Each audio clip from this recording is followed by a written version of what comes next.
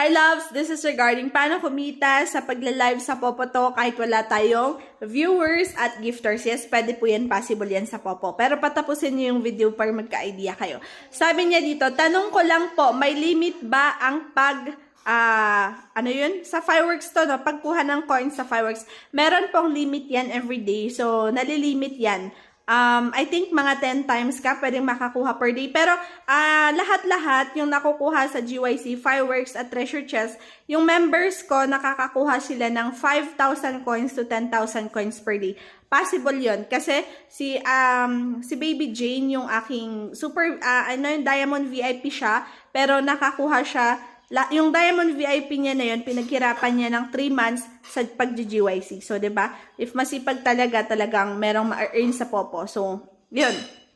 Sipagan lang yung kailangan sa Popo. And makikita nyo, ito yung mga successful withdrawals na